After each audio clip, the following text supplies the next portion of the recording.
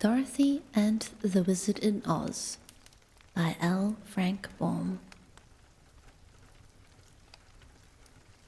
Dedicated to Harriet A. B. Neal. Chapter 6. The Mangaboos Proved Dangerous. When the wizard awoke, the 6 colored suns were shining down upon the land of the Mangaboos, just as they had done ever since his arrival. The little man, having had a good sleep, felt rested and refreshed, and looking through the glass partition of the room, he saw Zeb sitting up on his bench and yawning. So the wizard went in to him. "Zeb," said he, "my balloon is of no further use in this strange country, so I may as well leave it on the square where it fell. But in the basket car are some things I would like to keep with me. I wish you would go and fetch my satchel, 2 lanterns, and a can of kerosene oil that is under the seat. There is nothing else that I care about." So the boy went willingly upon the errand, and by the time he had returned, Dorothy was awake. Then the 3 held a council to decide what they should do next, but could think of no way to better their condition. "I don't like these vegetable people," said the little girl. "They're cold and flabby like cabbages, in spite of their prettiness." "I agree with you. It is because there is no warm blood in them," remarked the wizard. "And they have no hearts, so they can't love anyone, not even themselves," declared the boy. "The princess is lovely to look at," continued Dorothy thoughtfully, "but I don't care much for her after all. If there was any other place to go, I'd like to go there." "But is there any other place?" asked the wizard. "I don't know," she answered. Just then they heard the big voice of Jim the cab horse calling to them, and going to the doorway leading to the dome, they found the princess and a throng of her people had entered the house of the sorcerer. So they went down to greet the beautiful vegetable lady, who said to them, "I have been talking with my advisors about you meat people, and we have decided that you do not belong in the land of the Mangaboos and must not remain here." "How can we go away?" asked Dorothy. "Oh, you cannot go away, of course, so you must be destroyed," was the answer. "In what way?" inquired the wizard. "We shall throw you 3 people into the garden of the twining vines," said the princess, "and they will soon crush you and devour your bodies to make themselves grow bigger. The animals you have with you we will drive to the mountains and put into the black pit. Then our country will be rid of all its unwelcome visitors." "But you are in need of a sorcerer," said the wizard, "and not one of those growing is yet ripe enough to pick. I am greater than any thorn-covered sorcerer that ever grew in your garden. Why destroy me?" "It is true we need a sorcerer," acknowledged the princess, "but I am informed that one of our own will be ready to pick in a few days, to take the place of Gwig, whom you cut in 2 before it was time for him to be planted. Let us see your arts and the sorceries you are able to perform. Then I will decide whether to destroy you with the others or not." At this time, the wizard made a bow to the people and repeated his trick of producing the 9 tiny piglets and making them disappear again. He did it very cleverly indeed, and the princess looked at the strange piglets as if she were as truly astonished as any vegetable people could be. But afterwards she said, "I have heard of this wonderful magic, but it accomplishes nothing of value. What else can you do?" The wizard tried to think. Then he jointed together the blades of his sword and balanced it very skillfully upon the ends of his nose. But even that did not satisfy the princess. Just then, his eye fell upon the lanterns and the can of kerosene oil which Zeb had brought from the car of his balloon, and he got a clever idea from those commonplace things. "Your Highness," said he, "I will now proceed to prove my magic by creating 2 suns that you have never seen before. Also, I will exhibit a destroyer much more dreadful than your clinging vines." So he placed Dorothy upon one side of him and the boy upon the other, and set a lantern upon each of their heads. "Don't laugh," he whispered to them, "or you'll spoil the effect of my magic." Then, with much dignity and a look of vast importance upon his wrinkled face, the wizard got out his matchbox and lighted the 2 lanterns. The glare they made was very small when compared with the radiance of the 6 great colored suns, but still they gleamed steadily and clearly.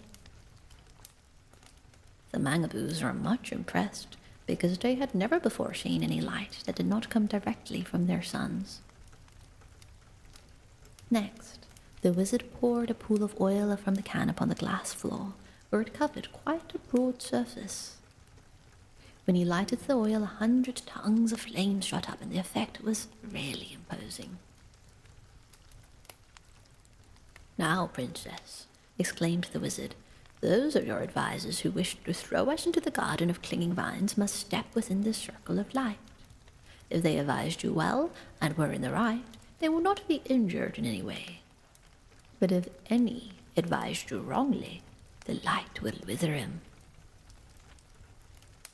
The advisers of the princess did not like this test, but she commanded them to step into the flame, and one by one they did so, and were scorched so badly that the air was soon filled with an odor like that of baked potatoes. Some of the Mangaboos fell down and had to be dragged from the fire, and all were so withered that it would be necessary to plant them at once.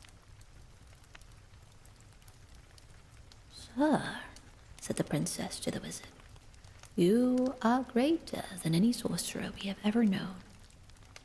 As it is evident that my people have advised me wrongly, I will not cast you 3 people into the dreadful garden of the clinging vines, but your animals must be driven into the black pit into the mountain, for my subjects cannot bear to have them around." The wizard was so pleased to have saved the 2 children and himself that he said nothing against this decree.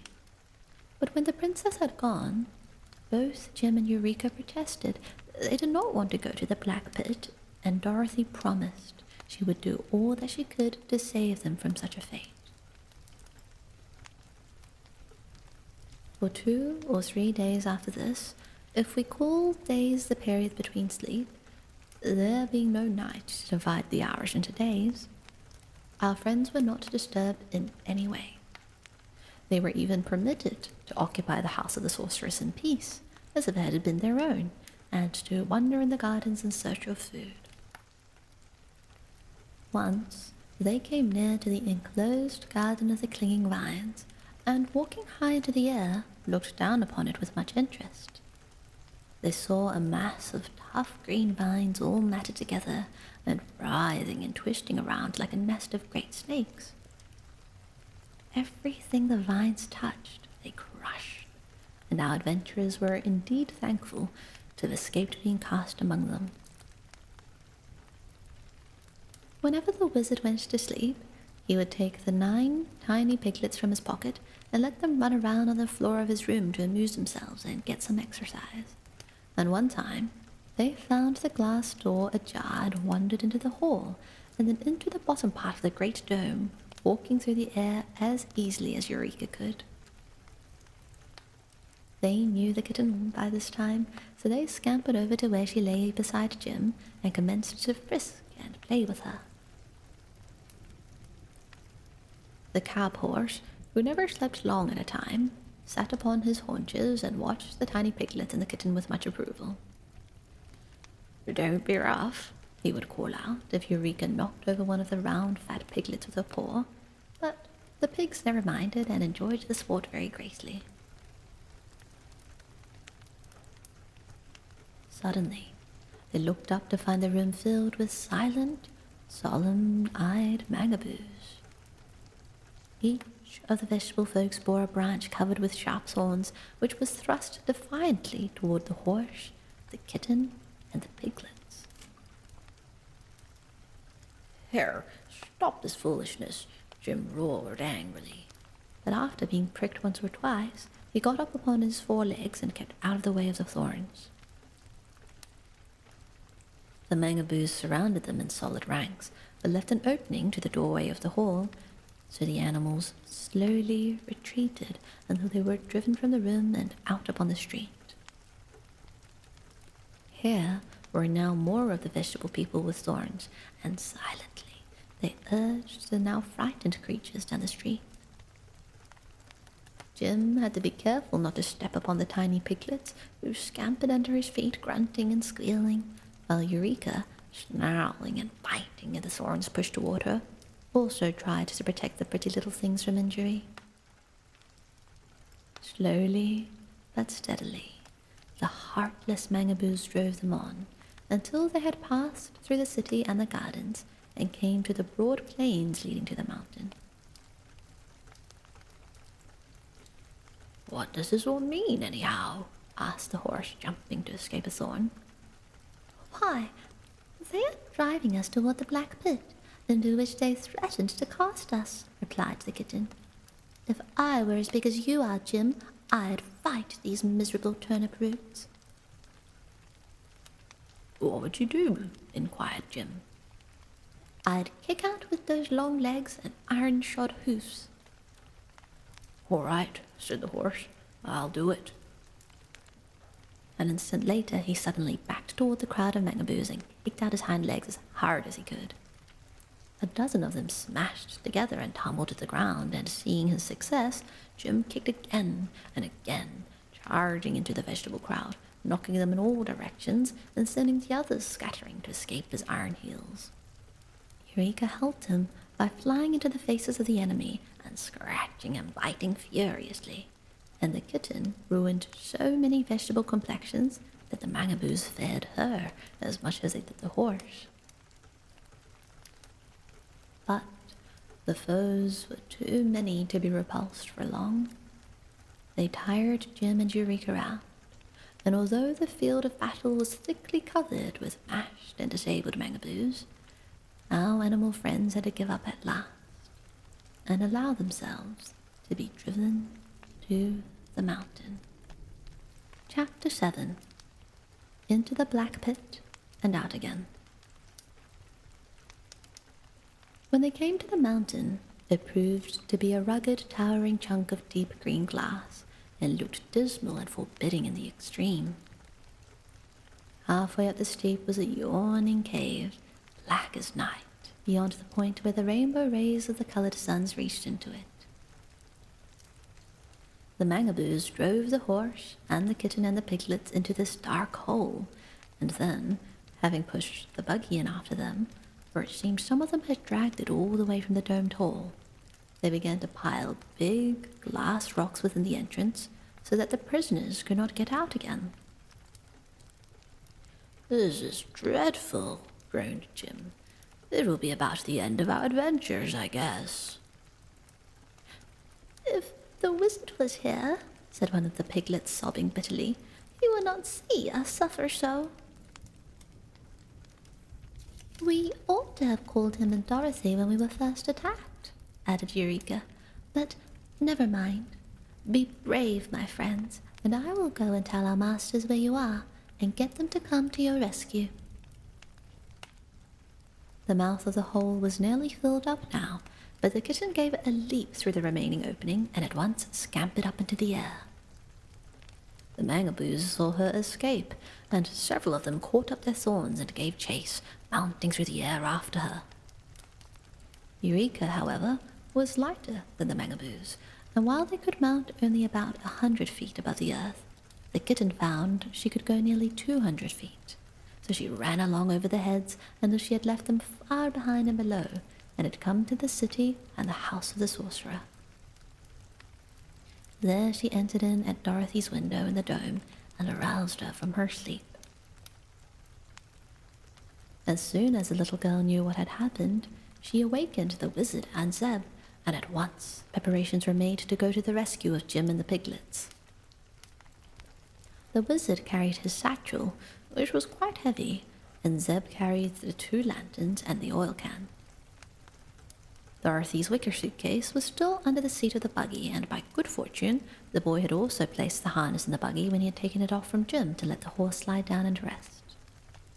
So, there was nothing for the girl to carry but the kitten, which she held close to her bosom and tried to comfort, for its little heart was still beating rapidly.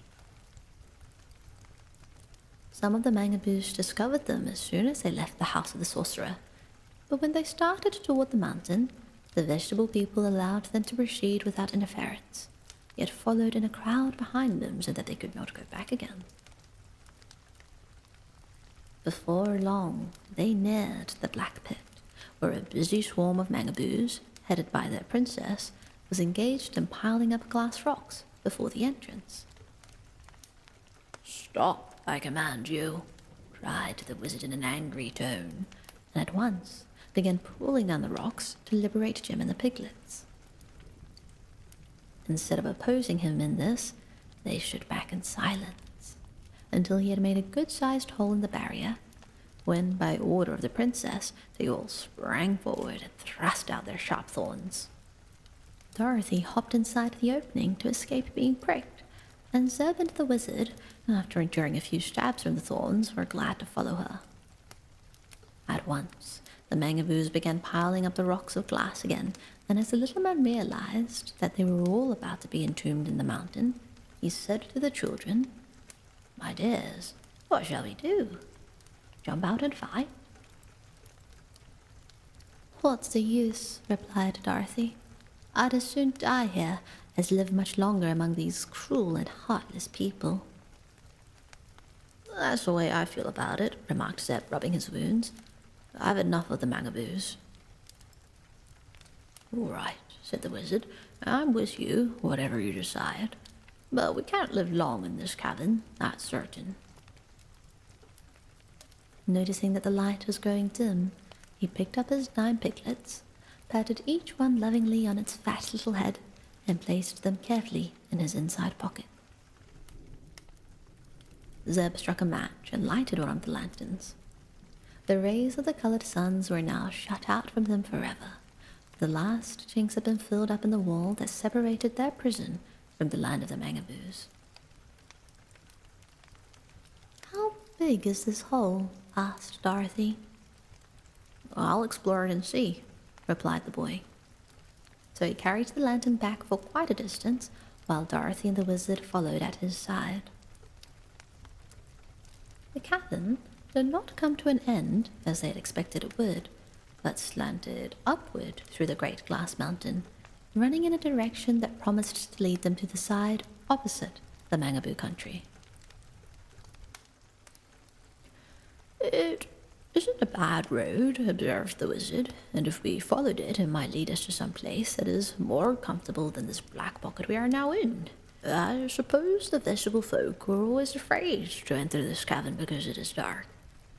But we have our lanterns to light the way, so I propose that we start out and discover where this tunnel in the mountain leads to." The others agreed readily to this sensible suggestion, and at once the boy began to harness Jim to the buggy. When all was in readiness, the 3 took their seats in the buggy, and Jim started cautiously along the way, Zeb driving, while the wizard and Dorothy each held a lighted lantern so the horse could see where to go. Sometimes the tunnel was so narrow that the wheels of the buggy grazed the sides. Then it would broaden out as wide as a street, but the floor was usually smooth, and for a long time they travelled on without any accident. Jim stopped sometimes to rest, for the climb was rather steep and tiresome. "We must be nearly as high as the six-colored suns by this time," said Dorothy. "I didn't know this mountain was so tall." "We are certainly a good distance away from the land of the Mangaboos," added Zeb, "for we have slanted away from it ever since we started." But they kept steadily moving, and just as Jim was about tired out with his long journey, the way suddenly grew lighter, and Zeb put out the lanterns to save the oil. To their joy, they found it was a white light that now greeted them, for all were wary of the colored rainbow lights which, after a time, had made their eyes ache with their constantly shifting rays. The sides of the tunnel showed before them like the inside of a long spyglass, and the floor became more level. Jim hastened his lagging steps at this assurance of a quick relief from the dark passage, and in a few moments more they had emerged from the mountain and found themselves face to face with a new and charming country. Chapter 8. The Valley of Voices. By journeying through the glass mountain, they had reached a delightful valley that was shaped like the hollow of a great cup, with another rugged mountain showing on the other side of it, and soft and pretty green hills at the ends. It was all laid out into lovely lawns and gardens, with pebble paths leading through them, and groves of beautiful and stately trees dotting the landscape here and there. There were orchards, too, bearing luscious fruits that are all unknown in our world. Alluring brooks of crystal water flowed sparkling between their flower-strewn banks, while scattered over the valley were dozens of the quaintest and most picturesque cottages our travellers had ever beheld. None of them were in clusters, such as villages or towns, but each had ample grounds of its own, with orchards and gardens surrounding it. As the new arrivals gazed upon this exquisite scene, they were enraptured by its beauties and the fragrance that permeated the soft air, which they breathed so gratefully after the confined atmosphere of the tunnel.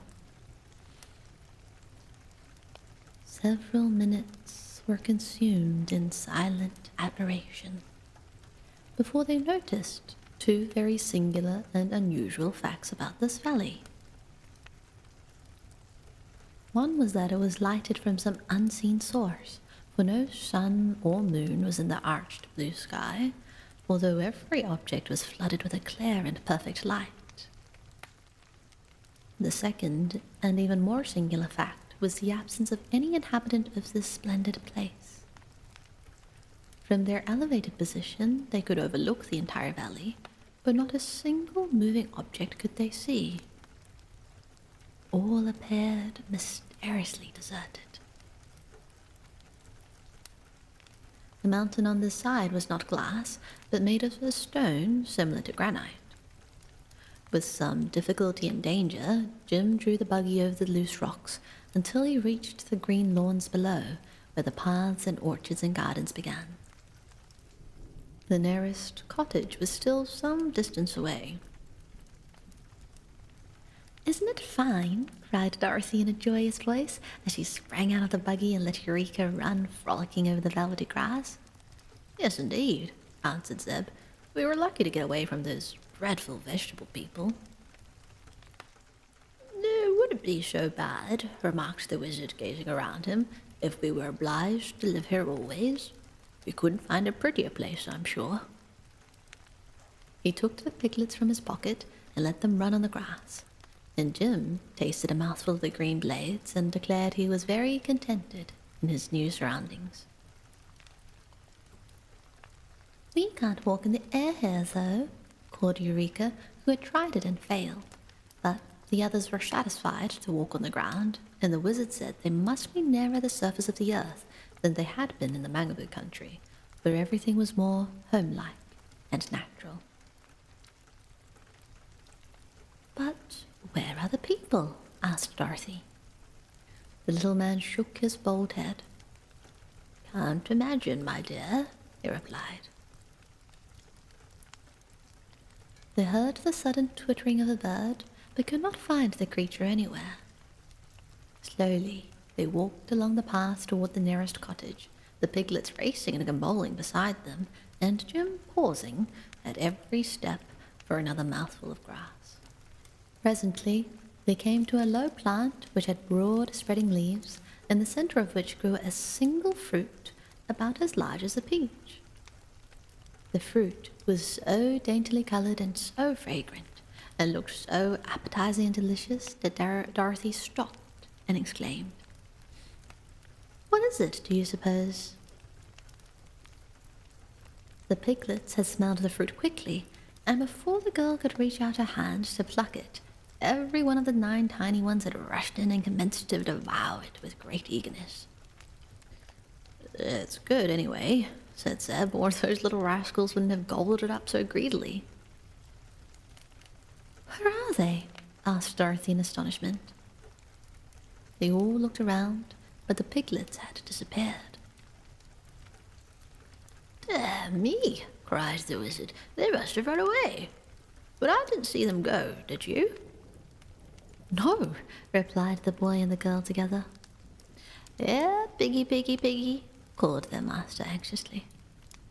Several squeals and grunts were instantly heard at his feet, but the wizard could not discover a single piglet.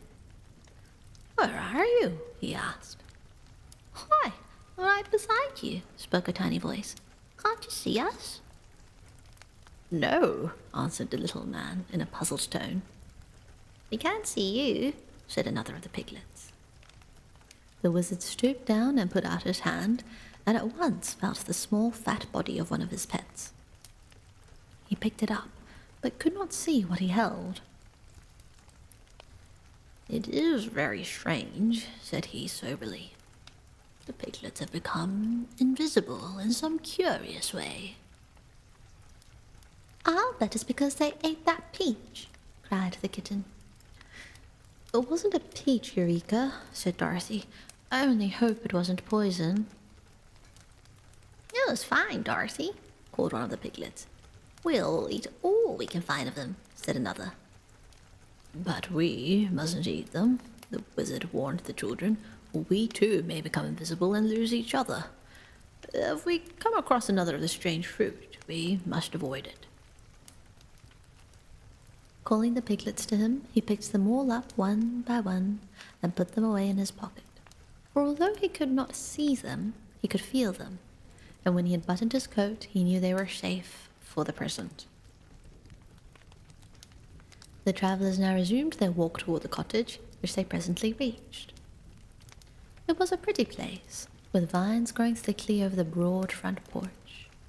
The door stood open, and a table was set in the front room with 4 chairs drawn up to it. On the table were plates, knives and forks, and dishes of bread, meat, and fruits. The meat was smoking hot, and the knives and forks were performing strange antics and jumping here and there in quite a puzzling way. But not a single person appeared to be in the room. "How funny!" exclaimed Dorothy, who, with Zeb and the wizard, now stood in the doorway. A peal of merry laughter answered her, and the knives and forks fell to the plates with a clatter. One of the chairs pushed back from the table, and this was so astonishing and mysterious that Dorothy was almost tempted to run away in fright. "Here are strangers, Mamma!" cried the shrill and childish voice of some unseen person. "So I see, my dear," answered another voice, soft and womanly. "What do you want?" demanded a third voice in a stern, gruff accent. "Well, well," said the wizard, "are there really people in this room?" "Of course," replied the man's voice. "And, pardon me for the foolish question, but are you all invisible?" "Surely," the woman answered, repeating her low, rippling laughter. "Are you surprised that you are unable to see the people of Veau?" "Why, yes," stammered the wizard. "All the people I've ever met before were very plain to see." "Where do you come from, then?" asked the woman in a curious tone. We belong upon the face of the earth, explained the wizard, but recently, during an earthquake, we fell down a crack and landed in the country of the ʟɪᴏᴏᴏs. Dreadful creatures, exclaimed the woman's voice. I've heard of them. They ward us up in a mountain, continued the wizard, but we found there was a tunnel through to this side, so we came here. It is a beautiful place. What do you call it? It is the Valley of Baum. Thank you. We have seen no people since we arrived, so we came to this house to inquire our way. Are you hungry? Asked the woman's voice. I could eat something, said Dorothy. So could I, added Zeb. We do not wish to intrude, I assure you, the wizard hastened to say. That's all right, returned the man's voice more pleasantly than before. You are welcome to have what we have. As he spoke, the voice came so near to Zeb that he jumped back in alarm. Two childish voices laughed merrily at this action, and Dorothy was sure they were in no danger among such light-hearted folks, even if those folks couldn't be seen. What curious animal is that which is eating the grass on my lawn? Inquired the man's voice. That's Jim, said the girl. He's a horse. What is he good for? Was the next question. He draws the buggy you see fastened to him, and we ride in the buggy instead of walking, she explained. Can he fight? Asked the man's voice. No. He can kick pretty hard with his heels and bite a little, but Jim can't exactly fight, she replied. Then the bears will get him, said one of the children's voices. Bears? Exclaimed Dorothy. Are these bears here? That is the one evil of our country, answered the invisible man. Many large and fierce bears roam in the Valley of Baum, and when they can catch any of us, they eat us up. But as they cannot see us, we seldom get caught. Are the bears invisible too? Asked the girl. Yes, for they eat the diamond fruit, as we all do, and that keeps them from being seen by any eye, whether human or animal. Does the diamond fruit grow on a low bush and look something like a peach? Asked the wizard. Yes, was the reply. If it makes you invisible, why do you eat it? Dorothy inquired. For two reasons, my dear, the woman's voice answered. The diamond fruit is the most delicious thing that grows, and when it makes us invisible, the bears cannot find us to eat us up. But now, good wanderers, your luncheon is on the table, so please, sit down and eat as much as you like. Chapter 9. They Fight the Invisible Bears. The strangers took their seats at the table willingly enough, for they were all hungry, and the platters were now heaped with good things to eat. In front of each plate was a plate bearing one of the delicious diamond fruit, and the perfume that rose from these was so enticing and sweet that they were sorely tempted to eat of them and become invisible. But Dorothy satisfied her hunger with other things, and her companions did likewise, resisting the temptation. Why do you not eat the diamonds? Asked the woman's voice. We don't want to get invisible, answered the girl. But if you remain visible, the bears will see you and devour you, said a girlish young voice that belonged to one of the children. We who live here much prefer to be invisible, for we can still hug and kiss one another, and are quite safe from the bears. And we do not have to be so particular about our dress, remarked the man. And Mama can't tell whether my face is dirty or not, added the other childish voice gleefully. And I make you wash it every time I think of it, said the mother, for it stands to reason your face is dirty, Anu, whether I can see it or not. Dorothy laughed and stretched out her hands. Come here, please, Ianu and your sister, and let me feel of you, she requested.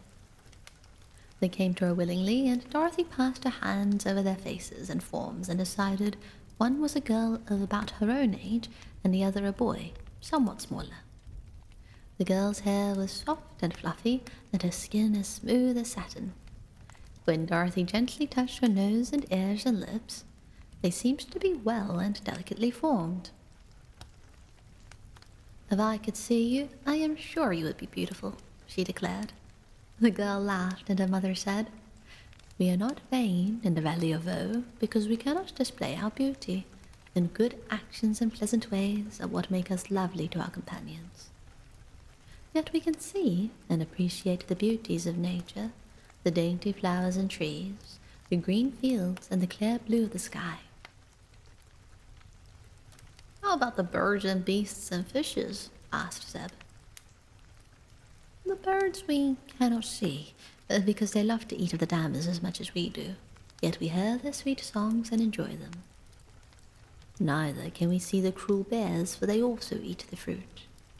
But the fish that swim in our brooks we can see, and often we catch them to eat." "It occurs to me you have a great deal to make you happy, even while invisible," remarked the wizard. "Nevertheless, we prefer to remain visible while we are in your valley." Just then Eureka came in, for she had been until now wandering outside with Jim, and when the kitten saw the table set with food, she cried out, "Now you must feed me, Dorothy, for I'm half-starved." The children were inclined to be frightened by the sight of the small animal, which reminded them of the bears, but Dorothy reassured them by explaining that Eureka was a pet and could do no harm even if she wished to.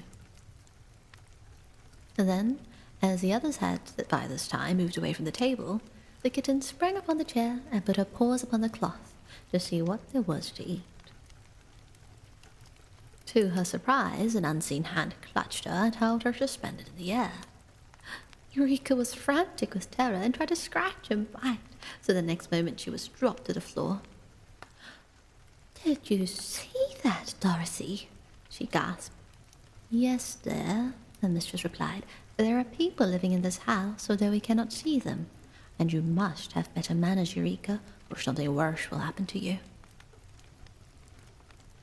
She placed the plate of food upon the floor, and the kitten ate greedily.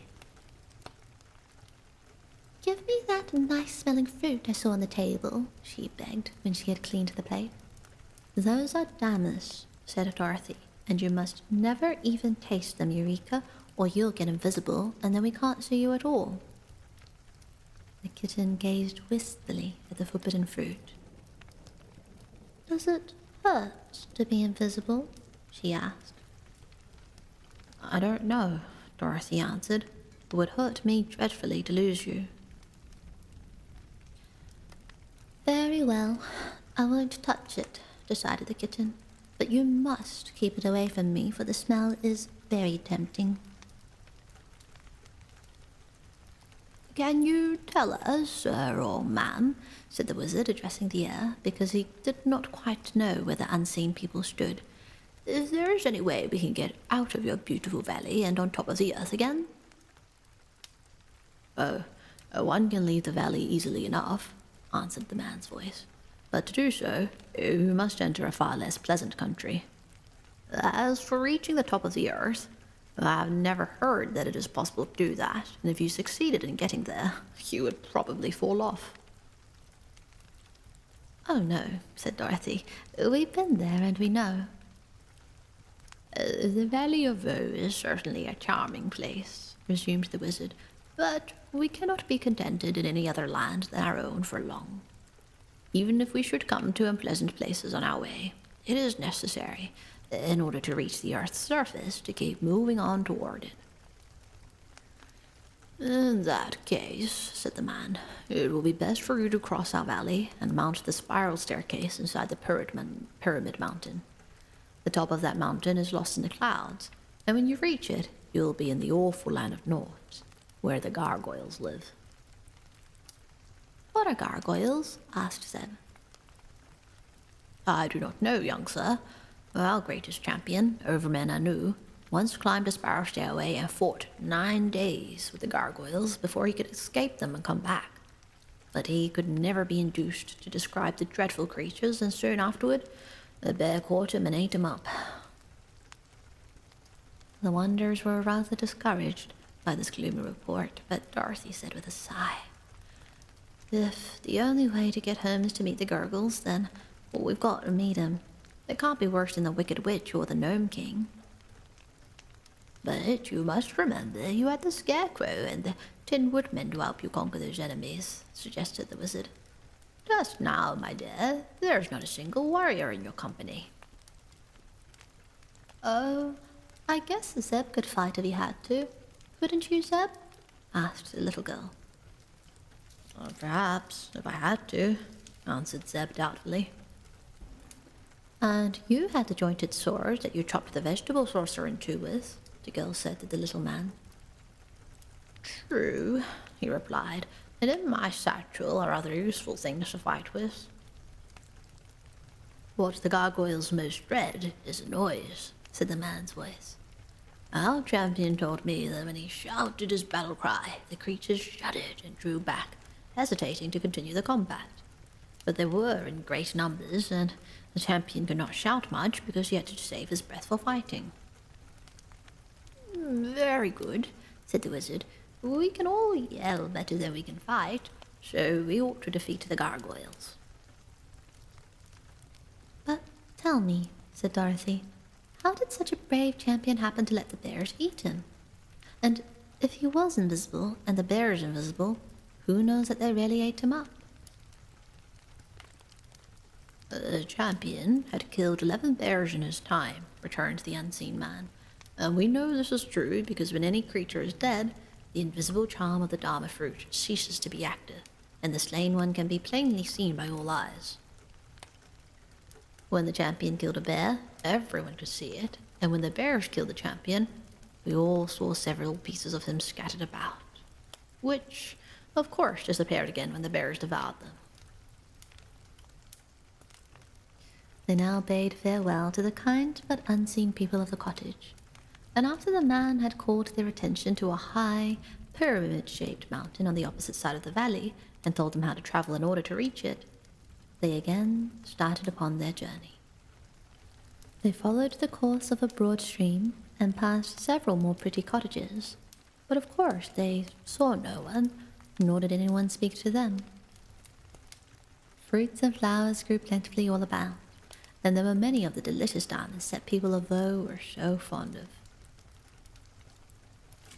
About noon, they stopped to allow Jim to rest in the shade of a pretty orchard, and while they plucked and ate some of the cherries and plums that grew there, a soft voice suddenly said to them, "There are bears nearby. Be careful."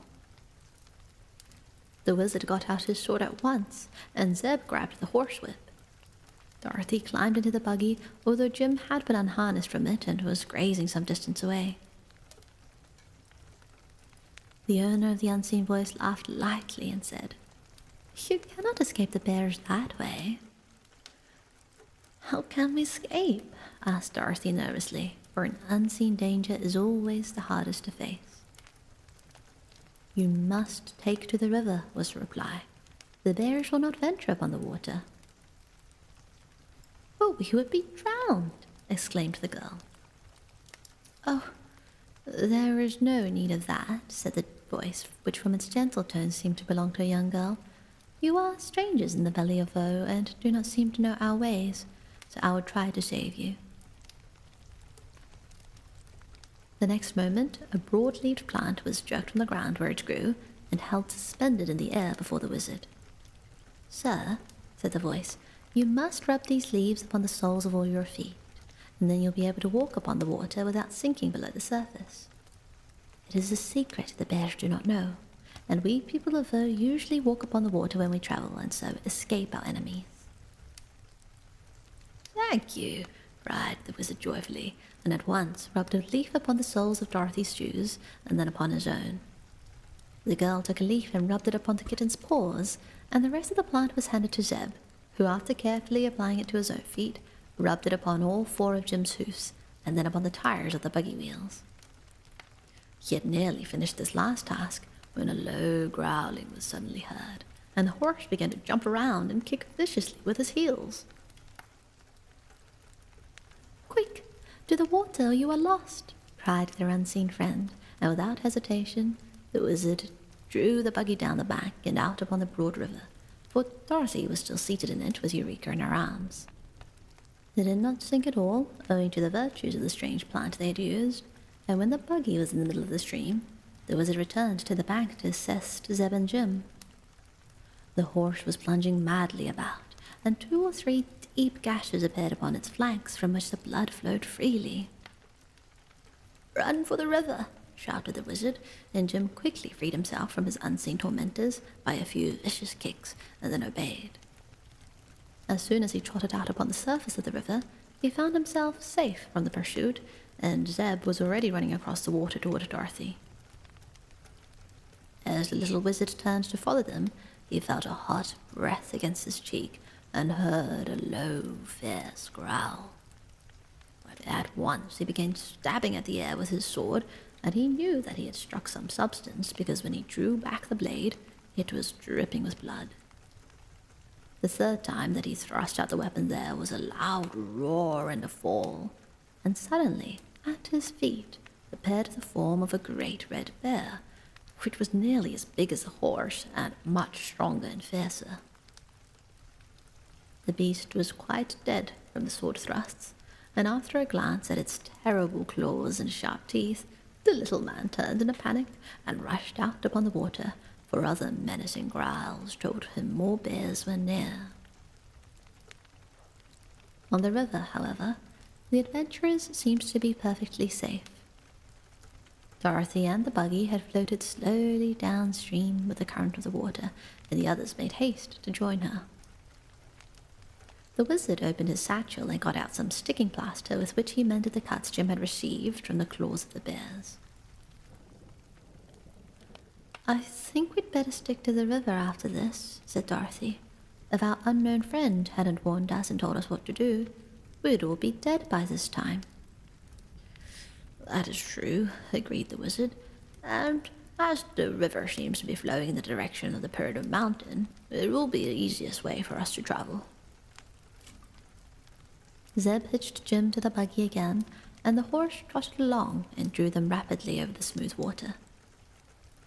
The kitten was at first dreadfully afraid of getting wet, but Dorothy let her down, and soon Eureka was frisking along beside the buggy without being scared a bit. Once a little fish swam too near the surface, and the kitten grabbed it in her mouth and ate it up as quick as a wink.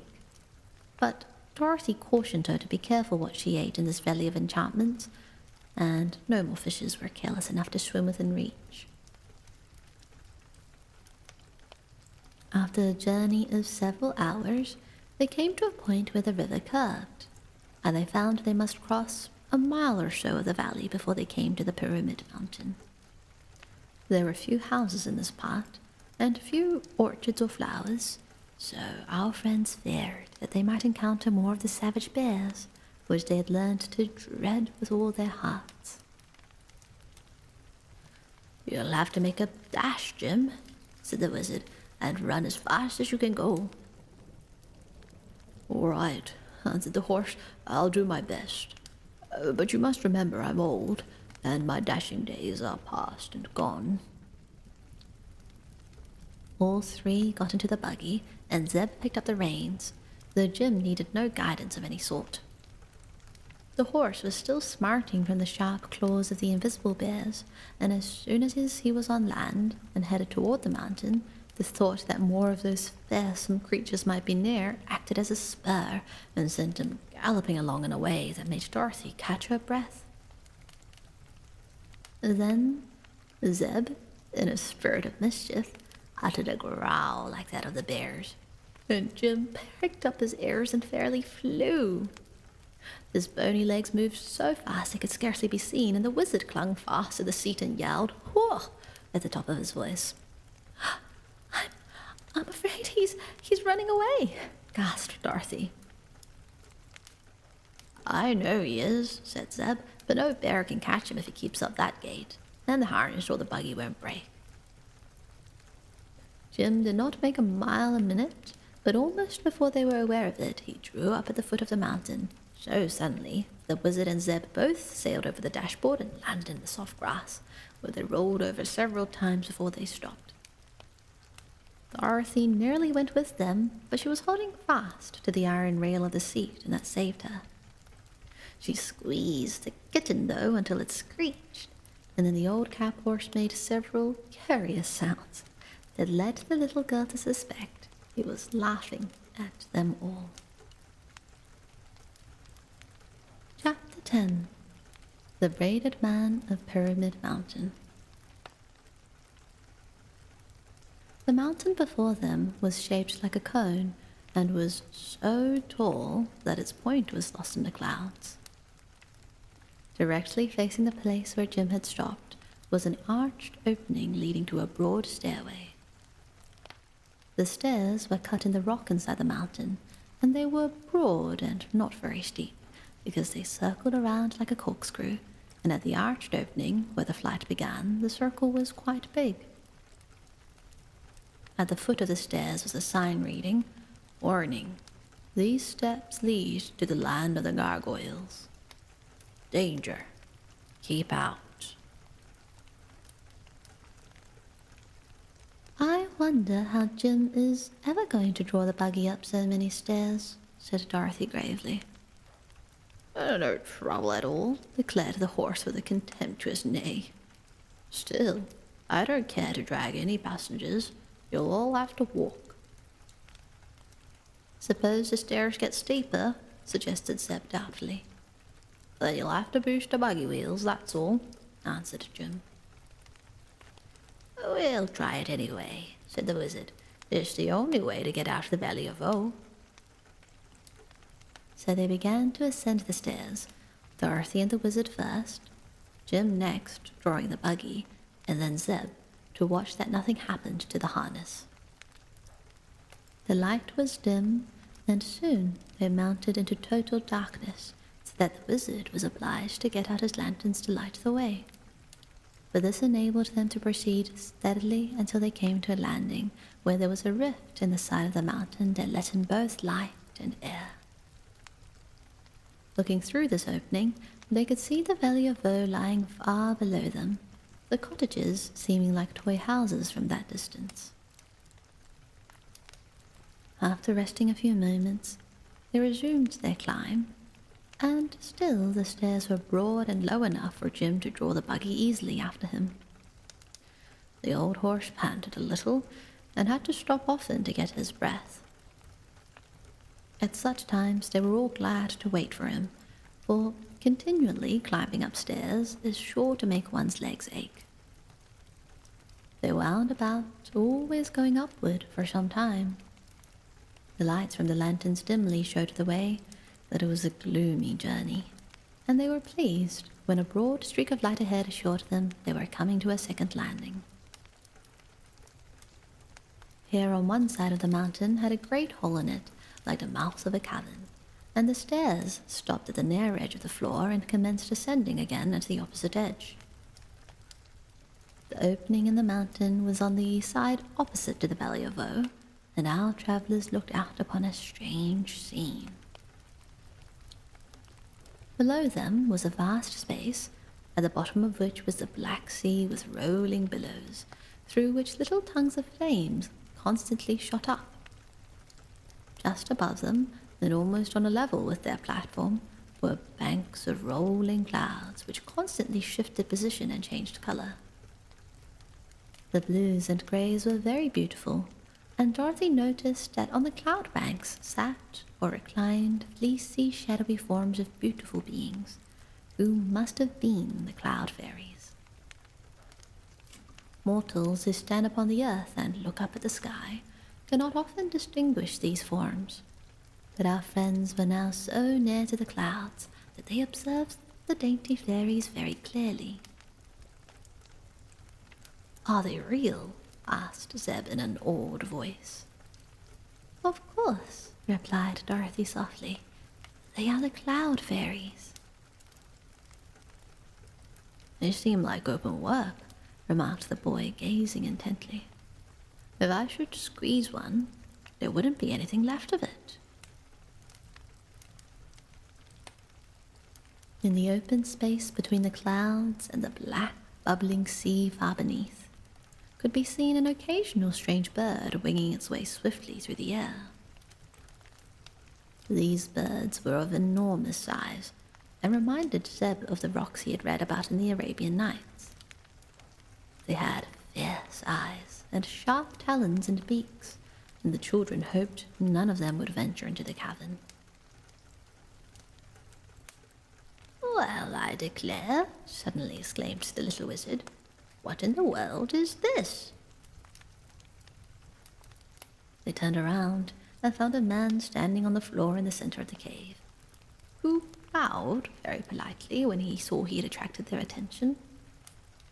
He was a very old man, bent nearly double, but the queerest thing about him was his white hair and beard. These were so long that they reached to his feet, and both the hair and the beard were carefully plaited into many braids, and the end of each braid fastened with a bow of colored ribbon. "Where did you come from?" asked Dorothy wonderingly. "No place at all," answered the man with the braids. "That is, not recently. Once I lived on top of the earth, but for many years I have had my factory in this spot, halfway up Pyramid Mountain." "Are we only halfway up?" inquired the boy in a discouraged tone. "I believe so, my lad," replied the braided man. "But as I have never been in either direction, down or up, since I arrived, I cannot be positive whether it is exactly halfway or not." "Have you a factory in this place?" asked the wizard, who had been examining the strange personage carefully. "To be sure," said the other.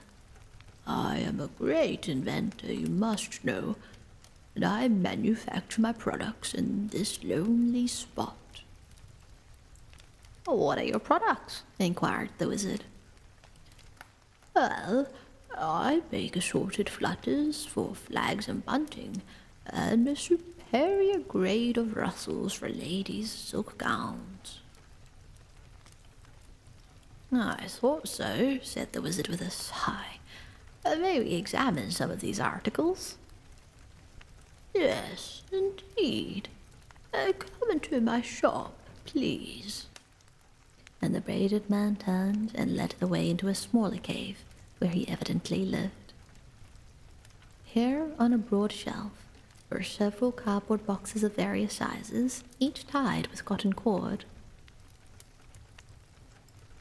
"This," said the man, taking up a box and handling it gently, "contains 12 dozen rustles, enough to last any lady a year. Will you buy it, my dear?" he asked, addressing Dorothy. "My gown isn't silk," she said, smiling. "Never mind. When you open the box, the rustles will escape, whether you are wearing a silk dress or not," said the man seriously. Then he picked up another box. "In this," he continued, "are many assorted flutters. They are invaluable to make flags flutter on a still day when there is no wind. You, sir," turning to the wizard, "ought to have this assortment. Once you have tried my goods, I am sure you will never be without them." "I have no money with me," says the wizard evasively. "I do not want money," returned the braided man, "for I could not spend it in this deserted place if I had it. But I would like very much a blue hair ribbon.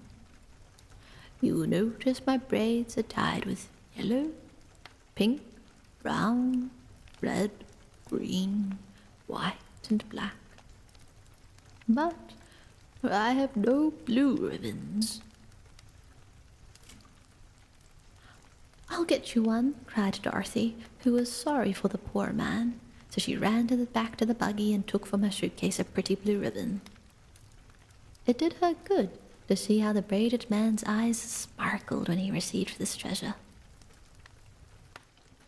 "You have made me very, very happy, my dear," he exclaimed, and then he insisted on the wizard taking the box of flutters and the little girl accepting the box of rustles. "You may need them sometime," he said, "and there is really no use in my manufacturing these things unless somebody uses them."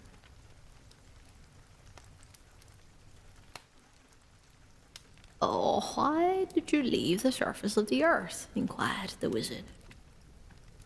"I could not help it. It is a sad story, but if you will try to restrain your tears, I will tell you about it. On Earth, I was a manufacturer of imported hulls for American Swiss cheese, and I will acknowledge that I supplied a superior article which was in great demand. Also, I made pores for porous plasters and high-grade holes for donuts and buttons. Finally, I invented a new adjustable post hole, which I thought would make my fortune. I manufactured a large quantity of these post holes, and having no room in which to store them, I set them all end to end and put the top one in the ground. That made an extraordinary long hole, as you may imagine, that reached far down into the earth. And as I leaned over it to try to see to the bottom, I lost my balance and tumbled in.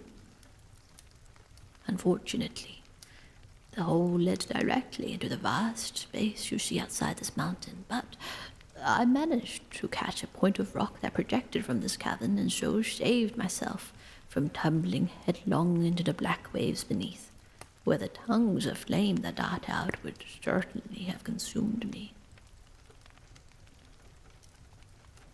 Here, then, I made my home, and although it is a lonely place, I amuse myself making rustles and flutters, and so get along very nicely." When the braided man had completed this strange tale, Dorothy nearly laughed because it was all so absurd, but the wizard tapped his forehead significantly to indicate that he thought the poor man was crazy. So they politely bade him good day and went back to the outer cavern to resume their journey.